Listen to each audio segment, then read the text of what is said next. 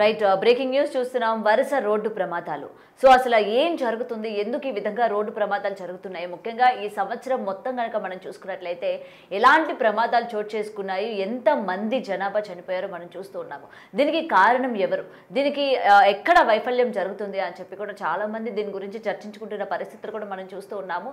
అయితే 4 నెలల కిందట ఒక గురూజీ బిగ్ టీవీతోనే ఎక్స్క్లూజివ్గా మాట్లాడడం జరిగింది. ఎందుకంటే ఫ్లైట్ యాక్సిడెంట్ జరిగినప్పుడు మనం వెళ్ళి అడగడం జరిగింది. ఇటువంటి ప్రమాదాలు ముఖ్యంగా రోడ్డుకి సంబంధించి కావచ్చు, లేకపోతే వాటర్లో సంబంధించి కావచ్చు, లేకపోతే వెహికల్స్కి సంబంధించి కావచ్చు, ఎటువంటి ప్రమాదాలు చోటు చేసుకునే అవకాశాలు ఉన్నాయని చెప్పి అడిగితే ఈ నవంబర్లోని జరగబోయే బస్ యాక్సిడెంట్స్ గురించి ఆయన అదే రోజు కరాఖండిగా చెప్పడం జరిగింది. అంటే నెలతో పాటు ఆయన చెప్పడం జరిగింది. ముఖ్యంగా నవంబర్లోని బస్ యాక్సిడెంట్స్ చాలా అధికంగా ఉంటాయి. ముఖ్యంగా తుఫాన్ గురించి కూడా ఆయన చెప్పడం జరిగింది. రీసెంట్గా వచ్చిన మొంతా తుఫాన్ కూడా అంటే ఉద్హుద్ని తలపించేలాగా దాన్ని మించే అంతలాగా తుఫాన్ కూడా ఉండబోతోంది. అది కూడా ఆంధ్రాలో రాబోతోంది అని చెప్పి ఆయన ముందే చెప్పడం జరిగింది. మరి ఈ ప్రమాదాలన్నీ చూసిన తర్వాత మనం చూస్తూ ఉన్నాము. ముఖ్యంగా ఇటు కర్నూలు ప్రమాదం మరొక ముందే చేవేళ్లలో జరిగిన బస్సు ప్రమాదం కావచ్చు, చేవేళ్ల బస్సు ప్రమాదం వెంటనే వితిన్ గ్యాప్ కూడా లేకుండా వరుసగా జరిగిన ప్రైవేట్ బస్సెస్కి సంబంధించిన యాక్సిడెంట్లు కావచ్చు. సో అదృష్టవశాత్తు దాని తర్వాత జరిగిన యాక్సిడెంట్లోని మృతుల సంఖ్య అన్నది చాలా తక్కువగా ఉండడం వల్లది కొంచెం అదృష్టం అనే చెప్పాలి. మరి దీని గురించి తెలుసుకుందాం. ఇవాళ మనతో పాటు నిత్య విద్యానంద భారతి గారు లైవ్లో జాయిన్ అవుతూ ఉన్నారు. గురుగారు నమస్తే అండి. నమస్కారం. నమస్తే. సో 4 నెలల కిందట నేను ఫ్లైట్ యాక్సిడెంట్ ఏదైతే జరిగిందో ఆ రోజు నేను మీతో మాట్లాడడం కూడా జరిగింది. ఫ్లైట్ యాక్సిడెంట్లో దాదాపు 200 పైగా చనిపోవడం జరిగింది. మరి ఎటువంటి ప్రమాదాలు చోటు చేసుకుంటే ముఖ్యంగా ఈ సంవత్సరం క్రోధినామ సంవత్సరం కాబట్టి ఎక్కువ జనాభా యాక్సిడెంట్లోని చనిపోయే అవకాశాలు ఉన్నాయని చెప్పి మనకి పంచాంగం ప్రకారం కూడా చెప్పడం జరిగింది. సో జనాల్ని అలర్ట్ చేయడానికి, ప్రమాదాల నుంచి వాళ్ళు కాపాడుకోవడానికి మిమ్మల్ని అడగడం జరిగింది. అయితే నవంబర్లోని జరిగిపోయే ప్రమాదాల గురించి మీరు ముందుగానే అంచనా వేసి చెప్పడం కూడా జరిగింది.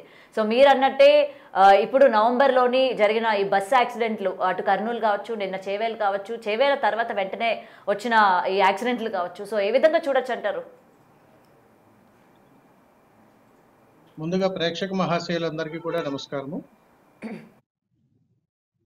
ఇప్పుడు జరుగుతున్నటువంటి ప్రమాదాలు ఏదైతే జరుగుతున్నాయో వీటన్నిటికీ కూడా విపత్తుల కారణంగా మనం తీసుకున్నట్టయితే ప్రజానికంలో అనేక రకాలైనటువంటి అశ్రద్ధతో కూడుకున్నటువంటి ఆలోచనలతో కూడుకున్నటువంటి ప్రయాణాలు.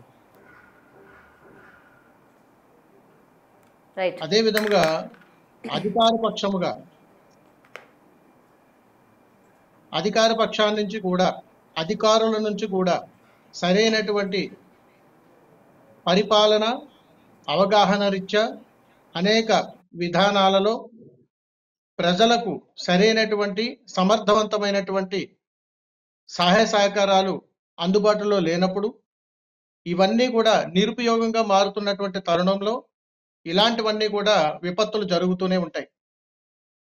అయితే సనాతన ధర్మం అనేటువంటి విధంగా కానీ ఆలోచిస్తే సంవత్సర ప్రారంభాన్ని బట్టి సంవత్సరం చివరాఖరి వరకు కూడా ఏమేమి జరుగుతాయి, ఎలా జరుగుతాయి, ఎందుకు జరుగుతాయి అనేటువంటి విషయాలు కూడా చెప్పడం జరుగుతూ ఉంటుంది. పంచాంగంలో 84 లక్షల జాతుల జీవరాశులు అన్నింటినీ కూడా ఉద్దేశించి మాత్రమే జరుగుతూ ఉంటుంది.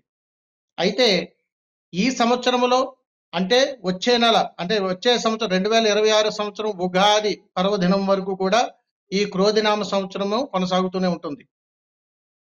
ఇలాంటివన్నిటినీ కూడా ముందుగానే హెచ్చరించిన, సమాజానికి తెలియచేసిన, అనేక విధానాలలో అవగాహన కల్పించిన, వినేటువంటి అవకాశాలు పక్కదారి పట్టించి ప్రతి ఒక్కళ్ళు కూడా బాధ్యతాయుతంగా నడుచుకోలేనప్పుడు ఇలాంటి విపత్తులకు మనం గురికాక తప్పదు. అందుకని దైవంతో చెలగాటం ఆడకూడదు, భగవత్ సంకల్పంతో చెడగాటాలు ఆడకూడదు. అందుకని ఎన్నో రకాలుగా మేము ఉంటుంటాం. దేవాలయాల గురించి కానీ అంటే నేను మాట్లాడే మాటలు శాపాలు పెడుతున్నారు, లేకపోతే దీనికి దానికి మూడేమిటి అని అనుకోకండి. ఎందుకనంటే భగవంతుడు అన్ని రూపాలలో అనేక రూపాలలో మనం చూస్తూనే ఉంటాడు. ఇలాంటి జరుగుతున్నటువంటి విపత్తులలో దానికి సంబంధించినటువంటి అధికారులు తీసుకోవలసినటువంటి జాగ్రత్తలు ముందుగా కల్పించవలసినటువంటి అనేక రకాలైనటువంటి ఈ ప్రయాణాలు కానీ, యాక్సిడెంట్లకు కానీ, లేకపోతే అక్కడ జరుగుతున్నటువంటి ప్రమాదాలకు కానీ, దానికి కావలసినటువంటి అవగాహనలు కానీ, అర్ధరాత్రి పూట ప్రయాణాలు కానీ, హెవీ వెహికల్స్ ఒక ప్రయాణాలు కానీ, రోడ్ల మరమ్మతులు కానీ, ఇలాగ ఇవన్నీ కూడా ప్రభుత్వానికి సంబంధించినటువంటివి. అయినా కానీ బాగున్నా కానీ ఎక్కడో అజాగ్రత్త ఏర్పడతా ఉంది. ఇవన్నీ ముందే ఎందుకు వస్తాయి, ఎందుకు తెలుస్తాయి అని అడిగితే, ధార్మిక విషయాల్లో ఎప్పుడూ కూడా నిస్సంకోచంగా భగవత్ సంకల్పంతో చెలగాటాలాడితే, పట్టించుకోనట్టుగా గాని ఉంటే, దేవాలయాల మీద దూషణలు జరిగిన, అదే విధంగా భగవంతుడితోటి చెలగాటాలాడిన అనేక రూపాల్లో మనకు ఇవన్నీ హెచ్చరికలుగా మనం తీసుకోవాలి.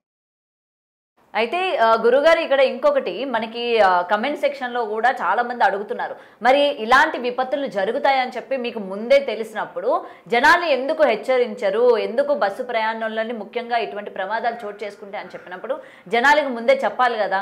చెప్పకుండా ఈ రోజు మీరు వచ్చి ఆ రోజు మేము చెప్పాము జనాలు వినిపించుకోలేదు అని చెప్పి నేను కొన్ని కమెంట్స్ కూడా చదవడం చూశాను.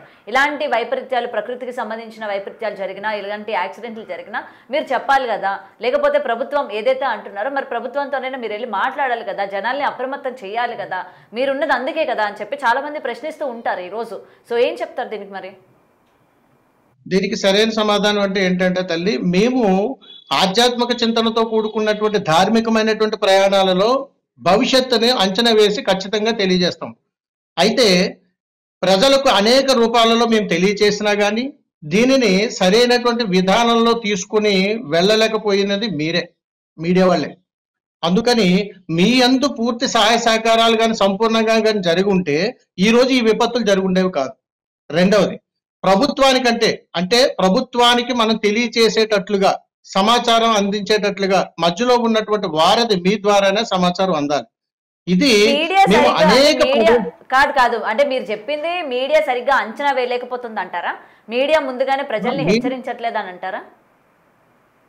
మీరు అంచనా కాదు తల్లి, ఏదైనా గురువులు కానీ, మహాసంకల్పం ఉన్నటువంటి సాధనా పరులు కానీ, ఎవరైనా ఏదైనా కానీ హెచ్చరించినప్పుడు దానిని ప్రజల్లో తీసుకెళ్లవలసినటువంటి బాధ్యత మాకెంతైతే ఉందో మీకు కూడా అంతే ఉంటుంది. అందుకని కలిసి పనిచేసేటువంటి ప్రయాణం ఇది. ఒక సమాచారాన్ని ప్రజలకు సరైన సమయంలో కానీ మనం అందించగలిగితే ఖచ్చితంగా వారు జాగ్రత్తలు పడేటువంటి అవకాశాలు ఉంటాయి. ఇది ప్రమాదం అనుకోవచ్చు, హెచ్చరిక అనుకోవచ్చు, ఇంకోటి అనుకోవచ్చు, ఏ రకంగా తీసుకున్నా కానీ మనం ప్రజలను కాపాడుకోవడమే. ఇదే విషయాలు నేను అనేక పరిస్థితుల్లో, దేవాలయ ప్రాంగణాలలో, ప్రవచనాలలో, చాలా సందర్భాలలో జరగబోతున్నటువంటి విపత్తుల గురించి చాలా సందర్భాల్లో చెప్పడం జరిగింది. కానీ జనాలకి చేరుకునేటువంటిది, అందుబాటులోకి వెళ్ళేటువంటిది మీడియా సోదరులు మీరే కాబట్టి మీ యొక్క సహాయ సహకారంతో చాలా మందికి వెళ్ళేటువంటి అవకాశాలు ఉంటాయి. ఇప్పుడు జరగబోయే విపత్తులు కూడా తెలుసుకోవచ్చు. ఇప్పుడు నెక్స్ట్ ఎలాంటి ప్రమాదాలు చోటు చేసుకునే అవకాశాలు ఉన్నాయి? ఆల్రెడీ మీరు చెప్పారు నవంబర్లో బస్సు యాక్సిడెంట్ జరుగుతుంది, ఇంకా మనకి ఉగాది వచ్చే వరకు కూడా ఈ క్రోధినామ సంవత్సరం కొనసాగుతూనే ఉంటుంది కాబట్టి ఇంకా ఎటువంటి అవకాశాలు ఉన్నాయి? ప్రకృతి నుంచి ఎటువంటి వైపరీత్యాలు ఎదుర్కొనే అవకాశాలు ఉన్నాయి? మళ్ళీ ఎటువంటి భారీ యాక్సిడెంట్ చోటు చేసుకునే అవకాశాలు ఉన్నాయి? ఈ క్రోధినామ సంవత్సరము 2025 సంవత్సరంలో భవిష్యత్తులో అంటే జనవరి, ఫిబ్రవరి నెలల్లో రైలు ప్రమాదం ఉంది. అదే విధముగా మరలా ఈ వాహన ప్రమాదాలు కూడా ఖచ్చితంగా ఉన్నాయి. అయితే ఇందులో ముఖ్యంగా అగ్ని ప్రమాదానికి సంబంధించినటువంటి ప్రమాదాలు ఖచ్చితంగా జరుగుతాయి. అదే విధంగా రైలు ప్రమాదం అన్నారు గురుగారు, రైలు ప్రమాదం అన్నారు. ఆ రైలు ప్రమాదం ఎక్కడ జరిగే అవకాశాలు ఉన్నాయి? ఎందుకంటే ప్రజల్ని హెచ్చరించాలి అంటే ఇదేదో భయపెట్టాలి అని కాదు, జాగ్రత్తగా ఉంటారు అనే కదా. అయితే మీరు రైలు ప్రమాదం అంటున్నారు కాబట్టి ఎక్కడ జరిగే అవకాశం ఉంది? ఏ నెలల్లో జరిగే అవకాశం ఉంది? జనవరి, ఫిబ్రవరి మాసాలలోనమ్మ రైలు ప్రయాణానికి సంబంధించి ఆంధ్ర, తెలంగాణ కాకుండా వేరే ఇతర రాష్ట్రాల్లో జరిగేటువంటి అవకాశాలు ఉన్నాయి. అయితే ఇక్కడ మరో ప్రమాద హెచ్చరిక ఏమిటంటే స్కూల్ పిల్లల యొక్క బస్సు ప్రమాదం గురయ్యేటువంటి అవకాశాలు కూడా ఉన్నాయి. అందుకని ప్రతి స్కూల్స్ కి సంబంధించినటువంటి బస్సులు కానీ, దానికి సంబంధించినటువంటి అధికారులు కానీ, వాటికి సంబంధించినటువంటి ప్రామాణికాలు కానీ చాలా జాగ్రత్తగా మన పరిశీలనలోకి తీసుకుని ముందు జాగ్రత్తలుగా ఉండాలి. ఓకే, సో ఇక్కడ ఇంకొకటి జనాలందరూ కూడా మరొకసారి భయాందోళన చెందేటట్టు మీరేమో చిన్నపిల్లలు స్కూల్ బస్కి సంబంధించి యాక్సిడెంట్ జరిగే అవకాశం ఉంది అని చెప్తూ ఉన్నారు. మరి అది అంటే ఎక్కడ ఏంటి అన్నది మీరు వివరణ ఇవ్వడం లేదు. అంటే జనాలు అప్రమత్తం అవ్వాలని అనుకుంటున్నా సరే మీరు వివరణగా చెప్తేనే కదా తెలిసేది. ఎక్కడ పిల్లలకి ఏమైనా హాని కలిగే అవకాశాలు ఏమైనా ఉంటాయా ఇలాంటి యాక్సిడెంట్స్లోని?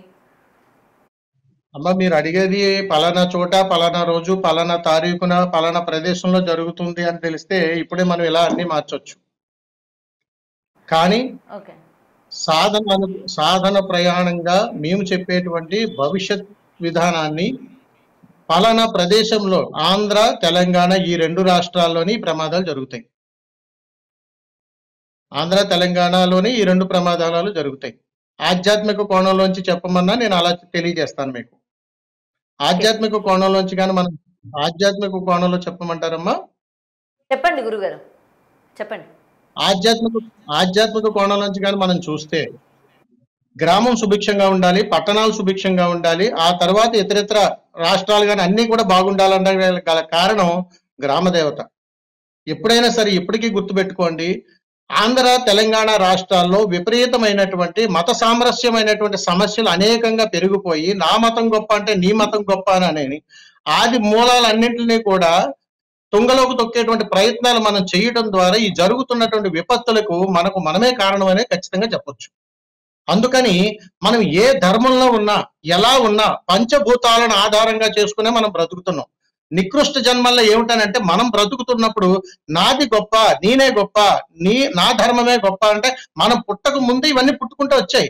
వీటి కోసం కొట్టుమిట్టాడిపోతూ జరుగుతున్నటువంటి విపత్తులను భగవత్ సంకల్పంతో ఎలా ఎదుర్కోవాలో తెలుసుకోకుండా ఒక స్పృహ లేనటువంటి ప్రయాణాలు మనం చేస్తూ దీనికి కారణం ఎవరో మనకి అర్థం కాక దీనికి కారణం భగవంతుడి వల్లే లేకపోతే ఈయన వల్ల జరిగింది అని ఒక నిర్ణయానికి మూర్ఖత్వంగా వచ్చేస్తున్నాం. అందుకని ప్రత్యేకించి చెప్తున్నా, ఆంధ్ర తెలంగాణలలో ప్రజలందరూ కూడా సుభిక్షంగా ఉండాలి, ఎప్పుడూ ఆనందకరంగా ఉండాలి, సర్వం బాగుండాలని చెప్పి ప్రభుత్వాలు కూడా ఏర్పాటులో అనేక ధార్మిక కార్యక్రమాలు చేస్తూ ఉంటారు. ఈ చేసేటువంటి ధార్మిక కార్యక్రమాల్లో ధర్మబద్ధమైనవి ఉండాలి. ఇందులో స్వార్థపూరితమైనటువంటి దేవాలయాల జోలికి వెళతాము, వాటితో చెలగాటాలు ఆడతాము, వాటి యొక్క ధనాలతోటి, ఆస్తులతోటి, విధి విధానాలతోటి రకరకాల పరిపాలన చేయటము, ఇదంతా ఒక ఎత్తు అయితే గ్రామ దేవతలను విస్మరించడం. ఎప్పుడైనా సరే గుర్తుపెట్టుకోండి, ఏ ఊరు నుంచి మనం ప్రయాణం చేసినా ఆ ఊరు గ్రామ దేవత వల్లనే మనం క్షేమంగా వెళ్ళి క్షేమంగా వస్తాం. కాబట్టి ఇన్ని సంవత్సరాల్లో ఎప్పుడు ఏ ప్రభుత్వాలు కూడా గ్రామ దేవతల దగ్గరికి రావడం, వాళ్ళని యొక్క అనుగ్రహాన్ని పొందడం, పరిపాలన సుభిక్షంగా జరగాలని కోరుకోవడం ఎప్పుడూ లేదు. అందుకని ఇప్పటికైనా మించిపోయింది లేదు. రానున్నటువంటి తరువాత ప్రభుత్వ అధికారులకైనా కానీ ఇది ఒక మార్గదర్శకంగా కావాలి. అందుకని దేవాలయాలు, దైవ సంకల్పాలు ఇవన్నీ పరిపాలనా భాగంలో ఎన్ని ఉన్నా కానీ మనం ధర్మబద్ధమైనటువంటి ప్రయాణం ఖచ్చితంగా చేసి తీరాల్సిందే. అందుకని తల్లి, ఎవరు ఎక్కడ ఏ ఇంటి నుంచి బయలుదేరినా, ఎక్కడ జన్మించాడో ఆ ఊరి గ్రామదేవత అనుగ్రహం వారి మీద తప్పనిసరిగా ఉంటుంది. ఇవన్నీ మనం విస్మరించేసి మతాలు మార్చుకుని మనకు నచ్చినట్టుగా ఉంటూ మనకు నచ్చినట్టు జీవన విధానాన్ని అనేక రూపాల్లో మనం మరలు చేసుకుంటున్నాం. అందుకని ఎలా పుట్టామో అలాగే మరణించాలి, ఎలా ఉన్నామో ఎందులో మనం ధర్మం కొనసాగుతుందో అలాగే ఉండాలి. ఇలాంటివన్నీ కూడా మనకి ఈ విపత్తులకి కారణం అవుతాయి తల్లి. ఎందుకనంటే భగవంతుడు ఇచ్చినటువంటి అద్భుతమైనటువంటి ఈ దేహ ప్రసాదాన్ని మనం చక్కగా స్వీకరించకుండా మనకు నచ్చిన విధంగా మనం మార్చేసుకుంటూ ఉన్నప్పుడు, నచ్చిన విధంగా మనం ప్రయాణం చేస్తున్నప్పుడు రాంగ్ రూట్ లో వెళ్తున్నట్టే. మరి అలాంటప్పుడు ప్రమాదాలే జరుగుతాయి తల్లి. ఓకే. సో ఇక ప్రకృతికి సంబంధించి ఎలాంటి వైపరీత్యాలు చోటు చేసుకునే అవకాశాలు ఉన్నాయి? ఎందుకంటే మీరు గతంలో చెప్పారు ఉదుహుదుని తలపించేలాగా రాబోతోంది, తుఫాన్ కూడా వస్తుంది ఆంధ్ర అని కూడా మీరు పర్టికులర్గా మెన్షన్ చేశారు. మరి ఇప్పుడు మళ్ళీ అలాంటి అవకాశాలు ఏమైనా ఉన్నాయా? మళ్ళీ ఇటువంటి తుఫాన్లు కానీ, లేకపోతే ఆల్రెడీ ఇవాళ మనం పొద్దున్న నుంచి చూస్తున్నాం వైజాగ్లోని భూకంపం రావడం కూడా మనం చూసాము. అయితే ఇప్పటికే అక్కడ ఉన్న ప్రజలందరూ కూడా భయాందోళన చెందుతున్నారు. సునామీ సూచనలు ఏమైనా ఉన్నాయో, వచ్చే అవకాశాలు ఉన్నాయి? ఎందుకంటే మనం చూస్తున్న పరిణామాలే మనకి ఇంత భయాందోళన చెందేలా చేస్తున్నట్టు కూడా మనకి కనిపిస్తోంది. సో నెక్స్ట్ ఎలా ఉండబోతోంది? ముఖ్యంగా ప్రకృతికి సంబంధించి ఎటువంటి వైపరీత్యాలు చోటు చేసుకునే అవకాశాలు ఉన్నాయి గురుగారు? విశాఖపట్నానికి సంబంధించి మీరు చెప్పినటువంటి భూకంపము మళ్ళా భవిష్యత్తులో కొద్ది రోజుల్లో, తక్కువ రోజుల్లో ఇప్పుడైతే ఎలాంటి ప్రమాదాలు సంభవించేటువంటి అవకాశాలు లేవు తల్లి. కానీ 2026 సంవత్సరంలో 2 మహాప్రమాదాలు పొంచి ఉన్నాయి ఆంధ్ర రాష్ట్రానికి. ఇవి కూడా తుఫాను ప్రభావం వల్ల మాత్రమే జరుగుతాయి. దీనివల్ల ప్రాణ నష్టం జరుగుతుంది, ఆస్తి నష్టం కూడా జరుగుతుంది. ఇది 2026లో జరగబోతా ఉంది. సో ఇప్పటి వరకు చూసిన తుఫాన్లు ఒక ఎత్తు అయితే 2026లో చూసేది మరో ఎత్తు అన్నట్టు చెప్తున్నారు. అంటే ఆ ప్రాణ నష్టం అంటే ఇప్పటి అవునండి. వరకు తుఫాన్లోనే మనకి ప్రాణ నష్టం అన్నది దేవుడి దయ వల్ల ఎక్కడ కూడా జరగలేదు. ఆస్తి నష్టం కూడా చాలా తక్కువ శాతమే. ఇప్పుడు మీరు చెప్తుంది చూస్తుంటే అవును. మనకి ఇటు 2 జరిగే అవకాశాలు ఉన్నట్టు మనకి క్లియర్‌గా చెప్తున్నారు మీరు. అవును తల్లి. అందుకనే చెప్తున్నాం మేము. అది కూడా మీకు ఆంధ్ర రాష్ట్రంలోనని ప్రత్యేకించి చెప్తున్నానికి నదీ పరివాహ ప్రాంతంలో దైవశక్తి అనేటువంటిది చాలా అద్భుతీయంగా ఉన్నప్పుడు మనము చేస్తున్నటువంటి ప్రయాణాల్లో భగవంతుని యొక్క సత్సంకల్పాలు, భగవంతుని యొక్క అనుగ్రహం కూడా మన మీద ఎప్పుడు ఉండాలి. ఈ మెండుగా ఉండటానికి మనము సద్వినియోగపరుచుకోవాలి. ప్రకృతికి ఎప్పుడు కూడా మనం విరుద్ధంగా చేసేటువంటి ప్రయాణం వలన ప్రకృతి ఇచ్చేటువంటి విలయ తాండవానికి మనం బలైపోతుంటాం. అంటే మనం ఎలా రాసి పెట్టుంది మన నుదుటి రాసేది మన కర్మ ఏంటి అని అనుకుంటే మనం ఏం చేయలేం తల్లి. కానీ మన వంతు మానవ ప్రయత్నం అనేటువంటిది మనం చెయ్యాలి. ఎందుకనంటే మానవుని యొక్క జీవితమే చాలా చిన్నది. ఇందులోని ప్రాణ నష్టం అంటే మనిషే కాదు అన్ని ప్రాణులు నష్టపోతాయి. అందుకని పుట్టినటువంటి వాడు గిట్టక తప్పదు. కానీ ఏ టైంలో ఎప్పుడు ఎలాగా వస్తుంది అనేటువంటిది ఎవరికీ తెలియదు. కానీ కొన్ని ప్రయాణాల ద్వారా కొంతమంది మహానుభావులు మన భారతదేశంలో ఉండబట్టి వారి యొక్క పరిజ్ఞానాన్ని, వారి యొక్క సాధనను మనం సద్వినియోగం చేసుకోగలిగినప్పుడు ఇప్పుడు వీటన్నింటినీ కూడా విపత్తుల ముందు మనం ఎదుర్కోవచ్చు. ఉదాహరణకు మనం ఒక పంచాంగం తీసుకుంటే ఆ పంచాంగం సంవత్సరం అంతా అయ్యేంత వరకు కూడా ఏం జరుగుతుందో ముందే మనకు తెలుస్తుంది. కాబట్టి ఇప్పుడు మనిషి జాతకం ఎలా ఉంది, ఈ సంవత్సరం ఎలా ఉంది, వచ్చే సంవత్సరం ఎలా ఉంటుంది అనేటువంటి జిజ్ఞాసతోటి అన్ని తెలుసుకోగలిగిన వాడు నాయనా ఇన్ని జాగ్రత్తలు తీసుకోండి ఇలా ఉండండి అని చెప్పినప్పుడు ఎందుకు పాటించరవి? ఎందుకు చేయరు? మన ఇంట్లో ఉన్నంత సేపు ఒకలాగా ఉంటాం, బయటికి వెళ్తే ఒకలాగా ఉంటాం. ప్రాణం మనదేనా? అందరిదేనే. అందరిది ప్రాణాలే, అందరూ ఒకటే. కాబట్టి జరుగుతున్నటువంటి విపత్తులకి ప్రజలలో అవగాహనలు కల్పిస్తూ ఉండాలి. ప్రయాణాల పట్ల భద్రత కల్పించేటట్లు చెప్తూ ఉండాలి. వాహన ప్రయాణాలు చేసేటప్పుడు డ్రైవర్లకు అద్భుతమైన కౌన్సిలింగ్ ఇస్తూ ఉండాలి. ప్రయాణాలు చేసేటప్పుడు ప్రయాణికులకు కూడా అక్కడ తీసుకోవాల్సిన జాగ్రత్తలు ఏంటి, బస్సు ప్రమాదం అంటే బస్సులో ఎలాంటి జాగ్రత్తలు తీసుకోవాలి, ఎమర్జెన్సీలు ఎలా చూసుకోవాలి, లేకపోతే వాహనాలు ప్రయాణం చేసేటప్పుడు పార్కింగ్లు ఎలా చేసుకోవాలి, ఏ ప్రదేశాల్లో మనం ఆగాలి, పెట్రోల్ బంకుల దగ్గర ఆగినప్పుడు ఎలా ఉండాలి, ట్రావెల్ బస్సులో మనం ప్రయాణం చేస్తున్నప్పుడు మనం ఏ జాగ్రత్తలు తీసుకోవాలి, అక్కడ పనిచేస్తున్నటువంటి డ్రైవింగ్ చేస్తున్నటువంటి వాళ్ళకి అనుభవం ఉందా లేదా, ఒకవేళ ఎమర్జెన్సీ అయితే మనం ఎవరిని కాంటాక్ట్ చేయాలి, అక్కడ ఎవరైనా మనకి సపోర్ట్ సూపర్వైజర్ లాంటి వాళ్ళు ఎవరైనా ఉన్నారా, ఎమర్జెన్సీ ఎగ్జిట్స్ ఏమేమి ఉన్నాయి, ప్రతిదీ తెలుసుకోవాలి. ఇవన్నీ ఎవరిది బాధ్యత? ప్రభుత్వానిదే. ప్రభుత్వ వైఫల్యాలు కొన్ని ఉంటాయి. అంటే ఈ రోజుకి ఈ పూట గడిచిపోయిందిలే, ఈ పూటకి ఈ పూట వెళ్ళిపోయిందిలే అని అనుకుని వెళ్ళిపోతున్నప్పుడు ఎవరు నష్టపోతున్నారు? సామాన్యులమైనటువంటి మనం నష్టపోతున్నాం. ఇప్పుడు ఉదాహరణకి ఒక ఫ్లైట్ జర్నీ చేయాలి, అక్కడ ప్రమాదం జరుగుతుందని మనకు తెలియదు, కానీ ఎన్నో ప్రికాషన్స్ తీసుకుంటాం, అయినా కానీ జరుగుతుంది. స్వయం కృతాపరాధం, కొన్ని విధి వైపరీత్యాలు, కొన్ని ప్రకృతి ఇచ్చినటువంటి శాపాలు కొన్ని ఉంటాయి. ఇవన్నీ కూడా మానవ జన్మలో ఇప్పుడు ఈ కలియుగ ధర్మంలో మనం అనుభవించి తీరాల్సిందే, ఈ కర్మను మోయాల్సిందే. మనం ఎంత మూర్ఖంగా ఆలోచించినా జరుగుతున్నటువంటి విపత్తులకి వీటిని అడ్డుకోవడానికి రెండు. ఒకటి మన స్వయం కృతాపరాధం, రెండోది దైవ సంకల్పం. ఈ రెండు మానవుల్లో ఉన్నప్పుడు అతనికి తెలియకుండానే ఒక జాగ్రత్త అనేటువంటిది ఏర్పడతా ఉంటది. ఇది మన దగ్గర లేనంత కాలం అజాగ్రత్తగానే ఉంటాం. మీరు టీవీలో ఎన్నైనా చెప్పండి, నాకు అర్జెంట్ పని ఉంది వెళ్ళిపోవాలని అనుకున్నాడు రకరకాల ప్రయాణాలు చేస్తాడు. ఏదైనా ప్రమాదం జరిగిందని కాదు, మీ తప్పు అంటే కుదరదు. ఇలాగే జరుగుతాయి ప్రమాదాలన్నీ కూడా. పరిమితిని మించి బరువులు కానీ, పరిమితిని మించి జనాలను కానీ వేసుకుని ప్రయాణాలు చేసేటువంటి ప్రతి చోట ఇవన్నీ జరుగుతుంటాయి. అంటే రాంగ్ రూట్ ప్రయాణాలు అనేటువంటివి ఎక్కువగా ఎంచుకుంటాం. ఈజీగా త్వరగా వెళ్ళిపోవాలి, త్వరగా ఇవన్నీ చేరుకోవాలనే కాన్సెప్ట్ లో జనాలు ప్రయాణం చేస్తుంటారు. కాబట్టి అవకాశం కల్పించాల్సిన బాధ్యత, ఒక నిమిషం, అవకాశం కల్పించాల్సినటువంటి బాధ్యత మీడియా పూర్వకంగా ప్రభుత్వం కూడా జోక్యం చేసుకుని సంబంధించినటువంటి అధికారులతోటి వీటి మీద అవగాహన కల్పించేటట్లుగా ఉండాలి. ఒకటి. రెండవది మా యొక్క సలహా ఏమిటనంటే ఆధ్యాత్మిక ప్రవచనాలు చెప్తున్నప్పుడు కూడా ఎన్నో రకాలైనటువంటి ఇలాంటివి జరుగుతాయని తెలుసుకుని ఉన్నప్పుడు కాస్త ప్రజల్లోకి అర్థమయ్యేటట్లుగా తెలియజేయాలి. అది భయాందోళనకు గురి చేసేలా ఉండకూడదు. ముందు జాగ్రత్త సుమా, జాగ్రత్తగా ఉండండి సుమా, జాగ్రత్తలు పాటించండి అని తెలియజేసేటట్లుగా ఖచ్చితంగా ఉండాలి. ఇది కాకుండా చాలా స్కూల్స్ ఉంటాయి, పిల్లలు ఉంటారు, వీళ్ళందరికీ కూడా అవగాహన కల్పించాలి. ప్రయాణాలు చేస్తున్నప్పుడు ఇలా ఉండాలన్నమాట. పిల్లలు ఎక్కువ నాటుకుపోతాయి అవన్నీ కూడా. అవి చిన్న వయసు నుంచి చెప్పడం వల్ల పెద్ద అయ్యే కొద్దీ కూడా చాలా జాగ్రత్తలు తీసుకునే అవకాశం ఉంటుంది. ఇప్పటికి కూడా మనం జాగ్రత్తలు తీసుకోక ఇవన్నీ జరుగుతున్నాయి. ఎందుకనంటే ప్రయాణం చేసేటప్పుడు బస్సు డ్రైవర్ ఎలాగైతే నడుపుతూ ప్రమాదాలు జరుగుతున్నాయంటే అతనిలో ఉన్నటువంటి ఎన్నో రకాల తప్పిదాలు గల కారణం అవగాహన రాహిత్యం, దీనికి ప్రకృతి వైపరీత్యం. ఇవన్నీ కూడా అన్నిట్లో పరిశీలనలోకి తీసుకోవాలి మనం. ఇది ఒక్కదానికే తీసుకుని భగవంతుని ఆపాదించడం, ఇది ఒకదాన్ని తీసుకుని మీడియాని ఆపాదించడం, ఇది ఒకదాన్ని తీసుకుని ప్రభుత్వాన్ని ఆపాదించడం కదా, ఇది సమిష్టి. అందరి తప్పిదాలు ఉన్నాయి ఇందులో. ప్రజలు మీ మాటలు వినిన తర్వాత జాగ్రత్త పడతారు. అలాగే కొంచెం భయం కూడా కలుగుతుంది. ఎందుకంటే వింటుంటే నాకే అమ్మో! ఈ ప్రమాదాలు చూడ్డానికే ఇలా ఉంది. ఇంక రానున్న రోజుల్లోనే ఇంకే విధంగా ఉండబోతుందని చెప్పి మీ మాటలు వింటుంటేనే అనిపిస్తుంది. సో ముఖ్యంగా ప్రజలు ఎంత అప్రమత్తంగా ఉండాలి? ఏం చేస్తే మంచిది? రోజువారీ మనం ఎప్పుడు కూడా బిజీ షెడ్యూల్లో ఉంటాము.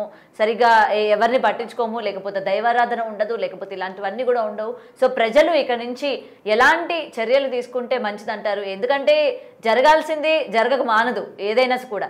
బట్ ఏంటంటే మన ప్రమేయం కూడా ఎంతో కొంత ఉంటే మనల్ని మనం కాపాడుకునేటట్టు కూడా అవుతుంది కదా. సో దీనికి తగ్గట్టు ప్రజలు ఏ విధంగా ఉండాలి? ఎలాంటి జాగ్రత్తలు తీసుకోవాలంటే ఏం చెప్తారు?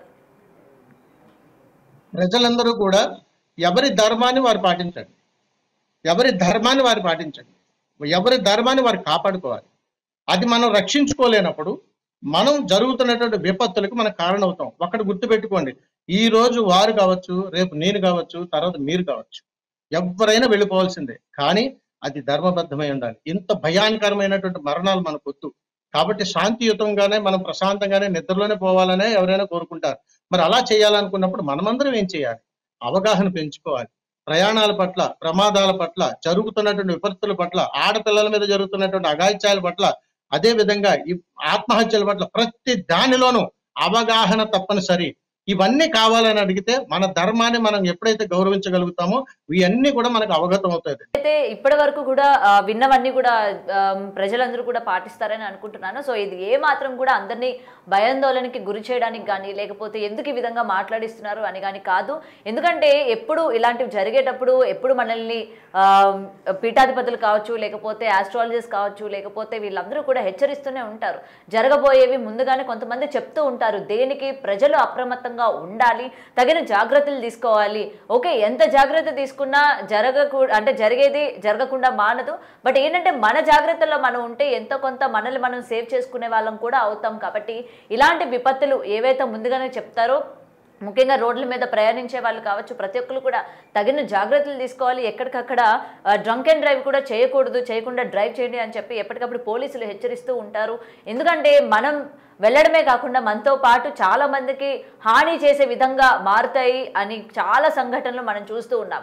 అండ్ మొన్నటి నుంచి కూడా జరుగుతున్న ఈ యాక్సిడెంట్స్ ఏవైతే ఉన్నాయో, ఒకరి తప్పిదం వల్ల కొన్ని వందల మంది కావచ్చు, లేకపోతే కొంత 10 మంది 19 మంది ఇలా చాలా మంది ప్రాణాలను కోల్పోయి వాళ్ళ యొక్క కుటుంబ సభ్యులు ఎంత రోధిస్తున్నారో కూడా మనం చూస్తూ ఉన్నాము. సో ఇదంతా కూడా మీకు తెలియజేయడానికి మెయిన్ రీజన్ ఏంటంటే అవగాహన కల్పించుకోవాలి.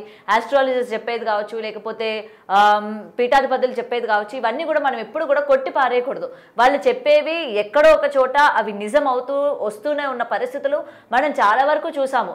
వీరబ్రహ్మం గారు చెప్పినవి ఇప్పటికీ నిజం అవుతూ ఉన్నాయి. ఆయన చెప్పినట్టుగానే ప్రతిదీ కూడా జరుగుతూ ఉంటుంది అని చెప్పి ఒక ఇన్సిడెంట్ జరిగిన తర్వాత మనం ఏ విధంగా అయితే నమ్ముతూ ఉంటామో, ఇలాంటి యోగులు కావచ్చు, ఇలాంటి వాళ్ళందరూ కూడా చెప్తున్న మాటల్ని మనం ఎప్పుడు కూడా పెడచెవిన పెట్టకుండా ఎంతో కొంత ఆచరిస్తే మనకు అది హెల్ప్ అవుతుంది అన్న దాని గురించి ఇవాళ ఇతని గురించి మీకు చెప్పడం జరిగింది. ఎందుకంటే 4 నెలల క్రితం ఎటువంటి ప్రమాదం చోటు చేసుకుంటుంది, ప్రజలు ఎంత అప్రమత్తంగా ఉండాలి అని చెప్పి కూడా ఆయన బిగ్ టీవీతోనే ఎక్స్క్లూజివ్గా చెప్పడం జరిగింది.